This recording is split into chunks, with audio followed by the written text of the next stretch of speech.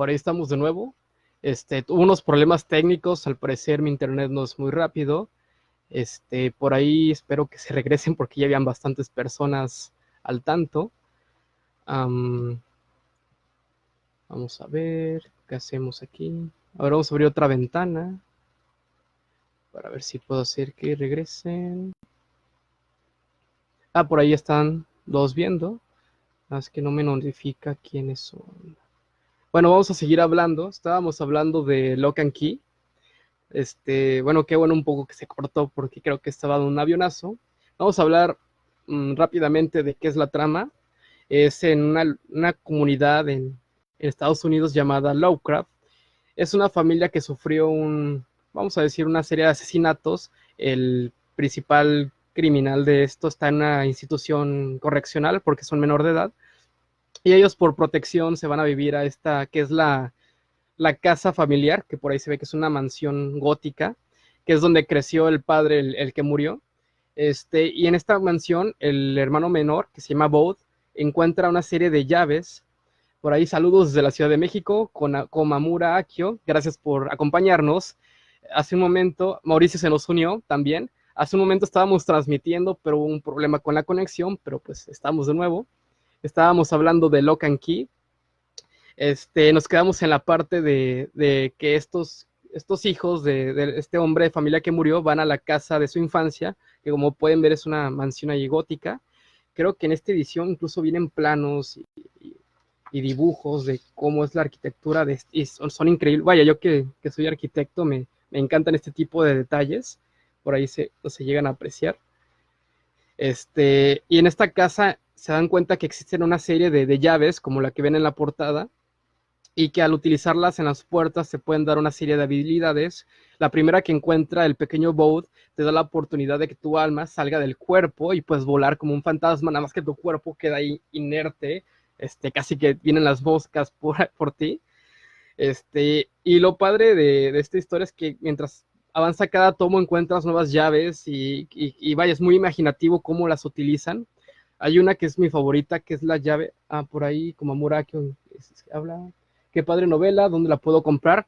Esta está en Amazon, en Sanborns me parece que están los últimos tomos, y si no en Panini México, en la página de internet también hacen envíos, o en cualquier tienda de cómics creo que es relativamente fácil de encontrar.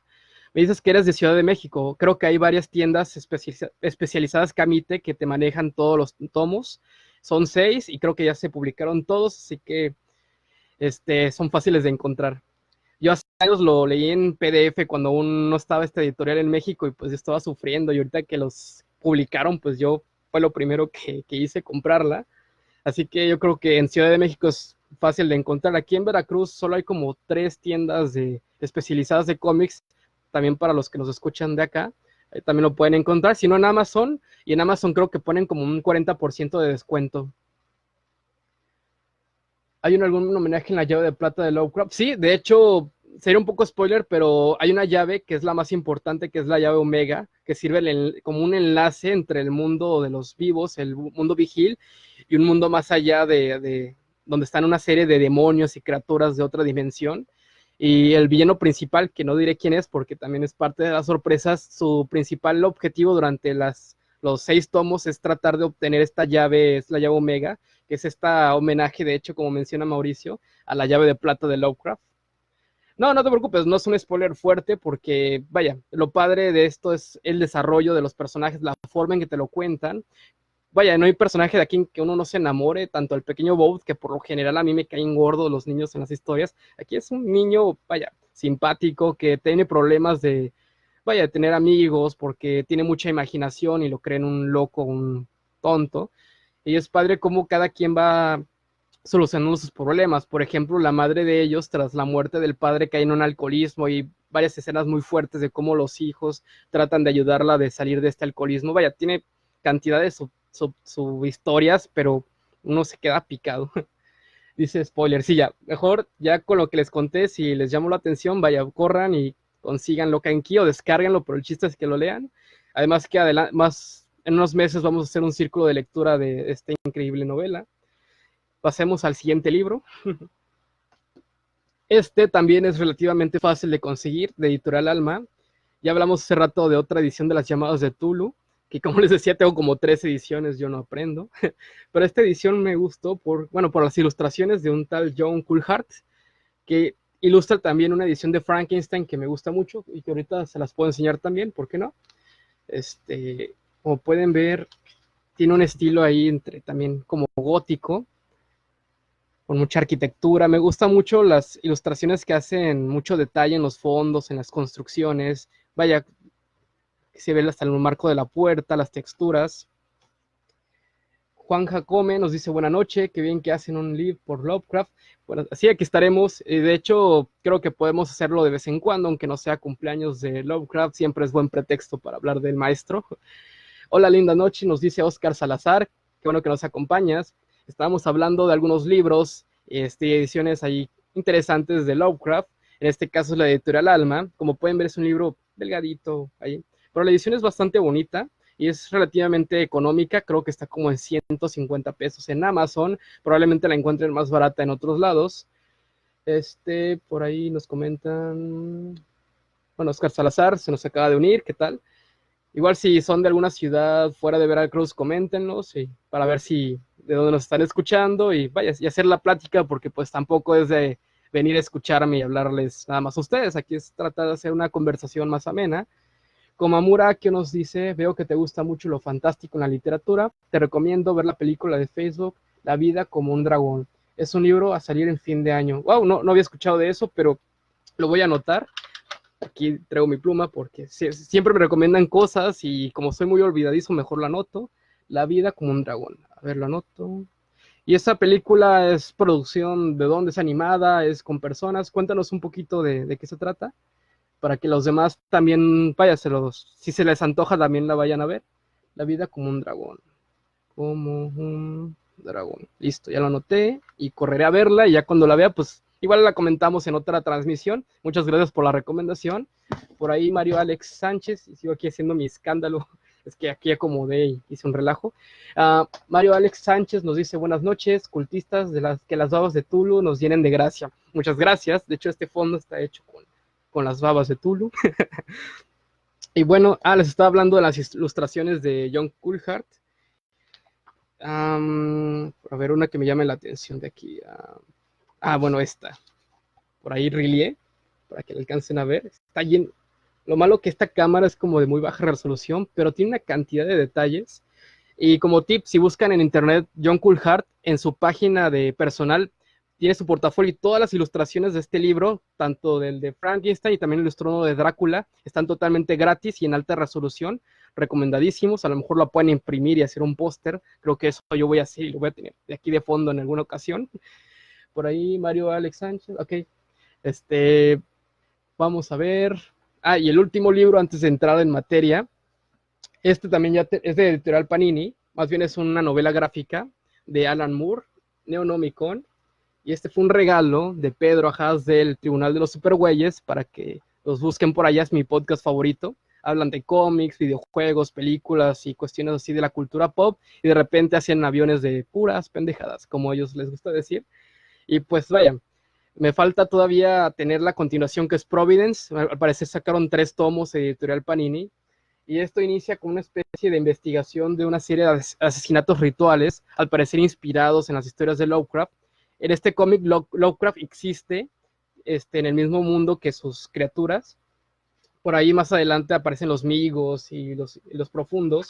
De hecho, en esta historia, por aquí se ve también una ilustración de Rillier, por ahí si la alcanzan a ver. El artista se llama Jason Burroughs, que que es más conocido por cuestiones de horror. Me parece que estuvo mucho en esta editorial Icon, que, si no me equivoco, era un sello de Marvel. Ahí me corregirán si me equivoco.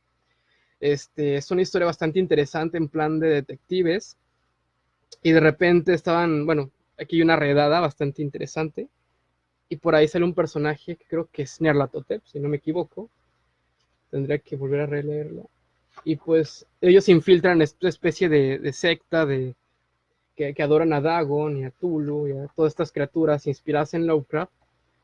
Y sí toma un giro bastante interesante. De hecho, el arte ahí se ve uno de los profundos. Bueno, como pueden ver, es un cómic un tanto explícito, pero pues está interesante. Sí hay bastante gore, como pueden ver. Pues vaya, Alan Moore hace una revisión de los mitos de Tulu, hace una crítica y hace una unión. Y bueno, yo no he leído todavía Providence, pero al parecer lo lleva mucho más allá. Pues ahí está la recomendación de este cómic.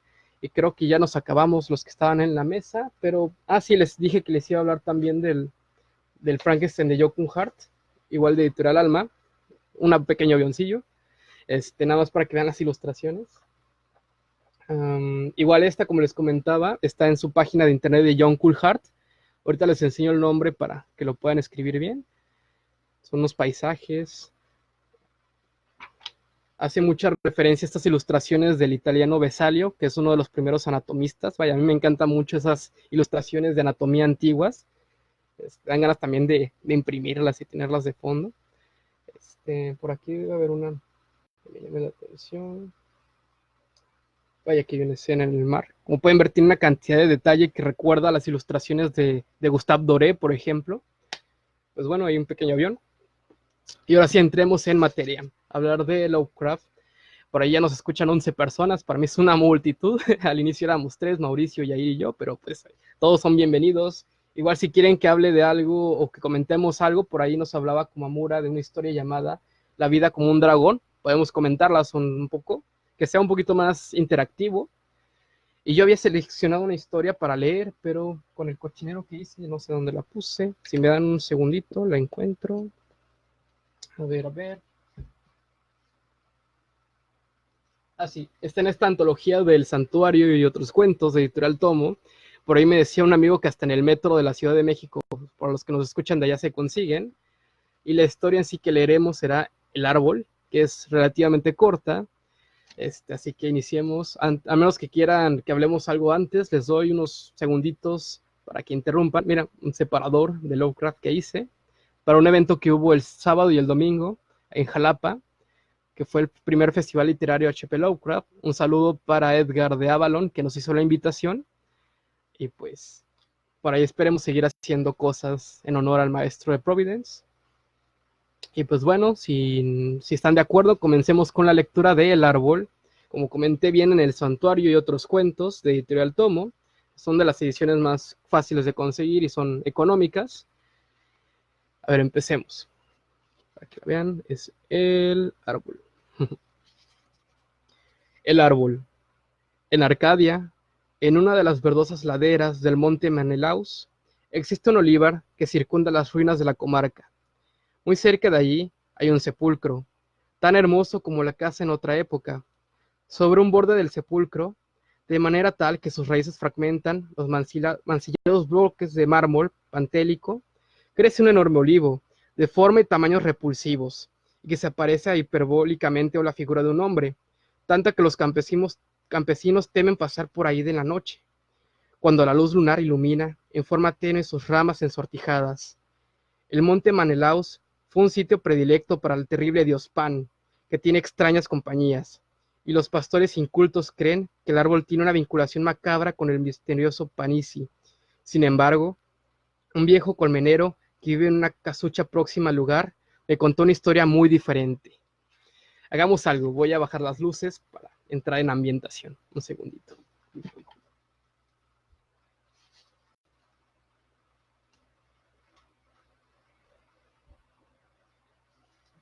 ¿Sí?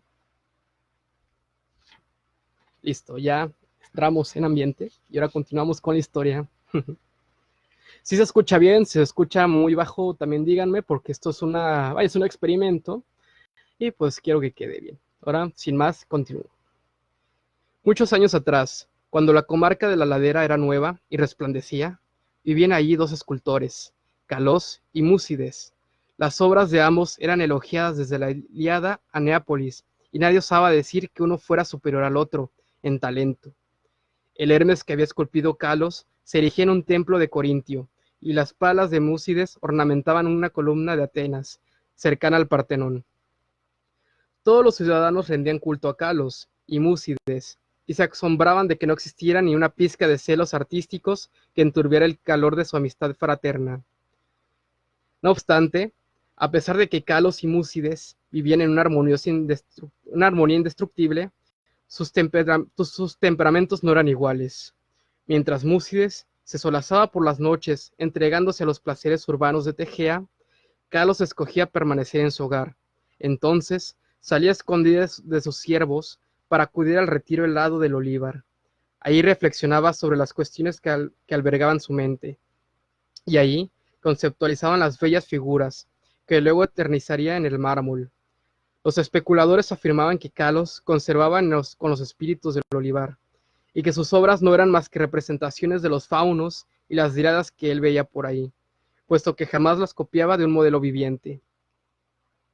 Tan célebres eran Calos y Múcides que nadie se asombró cuando el tirano de Siracusa les envió un emisario para referirles acerca de la valiosa estatua de Tiche que planeaba erigir en la ciudad. Esta obra debería ser de un inmenso tamaño y de una particular genialidad, ya que quería que oficiase como una maravilla para las naciones y un destino para los viajeros. El escultor, cuya obra fuese escogida, disfrutaría de un honor inimaginable, un honor para que el Calos y Múcides fueron invitados a competir. Su cariño fraternal era también célebre, y el sagaz tirano conjeturó que cada uno de ellos, en lugar de esconder su obra al otro, le prestaría ayuda y recomendaciones, y que esta confluencia produciría dos estatuas de una belleza insólita, y entre ellas la elegida desluciría incluso los sueños de los poetas. Los escultores aceptaron con entusiasmo la propuesta del tirano, y durante los días siguientes sus siervos oyeron el continuo repiquiteo de los cinceles. Calos y Múcides no se escondían mutuamente sus obras, pero solo ellos podían verlas. Excepto sus ojos, ningún otro par de ojos contemplaba las dos excelsas figuras que los diestros golpes liberaban de los bloques toscos, que les habrían encerrado desde el origen del universo. En las noches, como era habitual, Múcides salía a divertirse a los salones de Tegea, mientras Calos deambulaba solitario por el olivar. Pero con el paso del tiempo, los hombres advirtieron que la alegría había huido del que en otro momento era el hilarante Múcides. Comentaban que era singular que la melancolía se albergase en quien tenía tantas posibilidades de obtener la mayor recompensa artística. Pasaron muchos meses. No obstante, el rostro apesadumbrado de Múcides solo reflejaba la tensión expectante de la labor emprendida. Un día, Múcides refirió la enfermedad de Calos y ya nadie se sorprendió de su pesar, porque todos conocían el cariño profundo e impoluto que existía entre los dos escultores. Muchos acudieron a visitar a Calos y observaron la palidez de su rostro, pero también contemplaron en él una calma gozosa que dotaba de una magia mayor a su mirada que a la de Múcides, quien, a presa de la angustia, echaba a todos los siervos para alimentar y atender a su amigo con sus propias manos. Veladas detrás de unas pesadas cortinas, se alzaban las estatuas inconclusas de Tiche, y las que ya casi no acudían ni el enfermero ni el fiel amigo que lo asistía. Y Calos solicitaba frecuentemente que lo llevasen al olivar que él tanto apreciaba, aun cuando estaba enigmáticamente debilitado cada vez más, a despecho de las curas de los médicos, desorientados, y de las atenciones de su amigo. Estando ahí, pedía que lo dejasen solo, como si quisieran dialogar con criaturas invisibles. Múcides siempre cumplía sus requerimientos, aunque sus ojos se colmaban ostensiblemente de lágrimas al comprobar que Calos prestaba más importancia a los faunos y a las diradas que a él. Luego, al final estuvo próximo, y Calos comenzó a hablar del más allá. Múcides, sollozando, le prometió en un sepulcro más hermoso que el propio mausoleo, pero Calos le suplicó que no le hablase ya de las glorias del mármol. Existía únicamente ahora un anhelo que colmaba el pensamiento del enfermo, que enterrasen en su sepulcro, próximas a su cabeza, unas ramitas de olivo del olivar. Y una noche, solo en la lobreguez del olivar, murió Calos. El sepulcro marmóreo que el dolorido Múcides esculpió para su amigo más querido fue inerrablemente bello. Solo el propio Calos hubiera podido igualar aquellos magníficos bajorrelieves, donde se dibujaban todas las majestuosidades del Eliseo. No obstante, Múcides no olvidó colocar las ramitas de olivo junto a la cabeza de Calos, tal como su amigo se lo había pedido. Cuando el dolor crudo se convirtió en resignación, Múcides volvió a trabajar presurosamente en la estatua de Tiche. Todo el honor ahora sería suyo, ya que el tirano de Siracusa quería una obra de él o de Calos. Su trabajo le permitía ahora dar vía libre a sus sensaciones, y se empeñaba con más ímpetu cada día, y evitaba los placeres a los que antes se entregaba. Mientras tanto, pasaba sus noches junto al sepulcro de su amigo, donde había brotado un pequeño olivo. El crecimiento de este árbol era tan ostensible y sus formas tan extravagantes que desataban exclamaciones en quienes lo contemplaban. A Múcides parecía provocarle tanta atracción como miedo. 3 años después de la muerte de Calos, Múcides envió un emisario al del tirano, y en el agora de Tegea se comentó que la estatua estaba concluida. Por otro lado, el árbol había crecido de modo desmesurado, aventajando a los árboles de su especie, y desplegaba una rama vigorosa por encima del aposento donde Múcides esculpía. Múcides casi nunca estaba solo, porque eran muchos quienes acudían a visitar el árbol extraordinario y contemplar con admiración la obra artística del escultor. Él no se preocupaba por esta multitud de visitantes, por el contrario, parecía temer quedarse solo, ahora que su obsesiva escultura había sido concluida. El viento desolador del monte, susurrando entre el olivar y el árbol del sepulcro, emitía extrañamente sonidos tenuemente articulados. El cielo estaba amenazador, la tarde en que los emisarios del tirano llegaron a Tegea. Todos sabían que venían a llevarse la gran figura de Tiche y a coronar de una gloria imperecedera a Múcides, razón por la cual Proxenoi les brindaron una alegre bienvenida. Durante la noche sobrevino una tormenta en el monte de Menelaus, y los hombres de la distante Siracusa disfrutaron la noticia de que podían descansar bajo techo en la ciudad. Hablaron acerca de su célebre tirano y del lujo de su capital, y se entusiasmaron por la hermosura de la estatua de Múcides había cincelado para él. Entonces los de Tegea les refirieron la inmensa bondad de Múcides y de su honda pena por su amigo muerto, y de qué manera ni siquiera los próximos laureles de la gloria, que tal vez hubieran ostentado el propio Calos, podrían suplir la ausencia. Y también le comentaron sobre el árbol que crecía junto a la cabeza de Calos, pero el viento soplaba en forma nefasta, y los siracusianos y los arcadios hicieron sus plegarias al dios Eolo. Al amanecer, cuando salió el sol, los proxenois condujeron a los emisarios del tirano, ladera arriba, hacia la casa del escultor, pero el viento nocturno había producido hechos insólitos.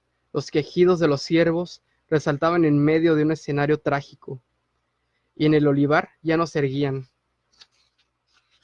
las columnas de la vasta casa donde había trabajado y soñado. Rotos y dispersos, solo subsistían los aposentos menores y los muros internos, ya que sobre el destacado peristilo había caído la vigorosa rama del extravagante árbol, convirtiéndole al bello poema marmóreo en un montón de ruinas despreciables. Los extranjeros y los tejeos se quedaron estupefactos y voltearon para ver el gigantesco árbol siniestro, cuyo contorno semejaba macabremente una silueta humana y cuyas raíces se hundían en el cincelado sepulcro de Calos. El terror y el pánico crecieron cuando, dirigiéndose al aposento destruido, no encontraron rastros del virtuoso Múcides ni de su maravillosa estatua de Tiche. Solo imperaba el caos entre aquellas ruinas, y los delegados de ambas ciudades se sintieron desilusionados. Los emisarios, por haberse quedado sin la estatua, los de Tegea, por haberse privado de coronar al artista. Sin embargo, los siracusianos pronto consiguieron una magnífica estatua de Atenea, y los tegeos se consolaron levantando un templo marmóreo en el ágora en memoria del talento, las virtudes y el amor fraterno de Múcides. No obstante, todavía sigue allí el olivar, y el árbol crece sobre el sepulcro de Calos. El viejo colmenero me ha dicho que con frecuencia sus ramas murmuran por la noche, cuando el viento sopla repitiendo una y otra vez, oída, oída, yo sé, yo sé. Y así termina. Y bueno, esta historia era El Árbol, que fue recomendación de nuestro amigo Mauricio, que tiene un podcast, por cierto, llamado Voces en tu Cabeza. Repito, Voces en tu Cabeza. Lo pueden encontrar en iVoox y en Facebook. Tiene relatos de escritores independientes de horror y fantasía. No tienen desperdicio.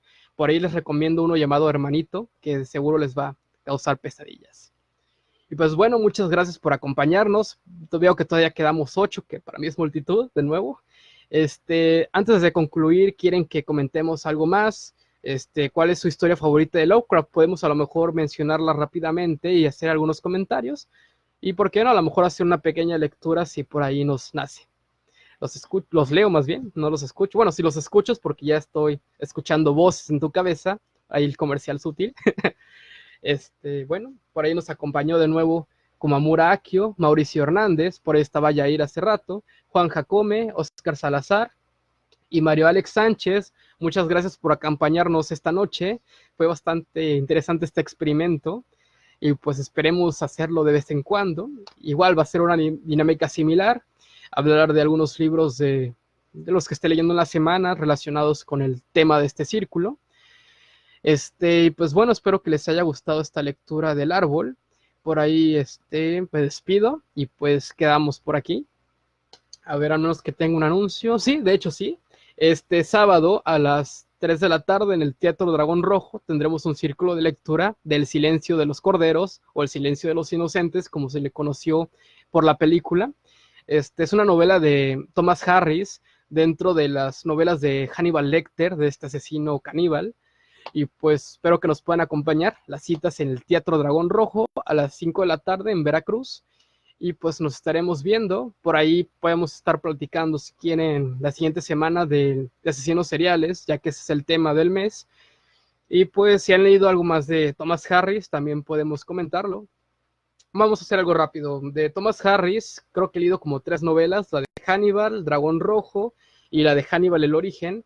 De estas, creo que la que más me gustó, de hecho, fue la del Origen, por toda esta cuestión en la Segunda Guerra Mundial y cómo fue este chico superdotado, con una sensibilidad artística, vaya, muy aguda, y cómo las mismas circunstancias lo empujaron a convertirse en este monstruo que ya es parte de la cultura pop.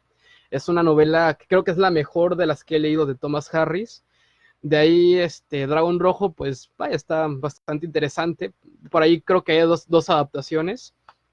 La que menos me gustó, de hecho, es la que le da nombre al personaje Hannibal. Si no me equivoco, es la segunda novela escrita después del Silencio de los Corderos. Y aquí creo que no me gustó, se me hace un poco, ¿cuál es la palabra que busco? Vaya, que tira más al morbo que al misterio y que al horror, que más bien es novela negra, más que otra cosa, pero siento que, bueno, a mí en lo personal no me dejó tanto como me había dejado la del Origen y la de Dragón Rojo. Y aparte siento que el final que le dieron en la película con Anthony Hopkins, siento que es un poquito más pulido y creíble que el que le había dado Thomas Harris en la novela de Hannibal. Pero vaya, es entretenida. Otra queja que tengo es la voz que tiene Thomas Harris en esta novela. Siento, bueno, como es algo personal, me cayó un poco gordo. Pero bueno, estaremos por ahí comentándolo y ya nos estamos despidiendo. Por ahí nos estamos viendo en Radio Abismal. Es un pequeño experimento, espero repetirlo semanal. Por ahí si lo piden, pues vaya, hubo bastante buena respuesta. Así que sí, me siento motivado a hacerlo de nuevo. Y pues como comenta Mauricio, esto también es un saludo para los que nos escuchen en el futuro en una retransmisión o que lo vean ya grabado. Y me despido, mi nombre es Irar Ramírez, soy moderador y fundador de los Antiguos y Abismales, Círculo de Lectura de Horror y Fantasía. Y pues nos estamos viendo. Buenas noches. Wow, no le atino a la cámara. Tengo que practicar esto. Vamos. Ahora sí, no latino.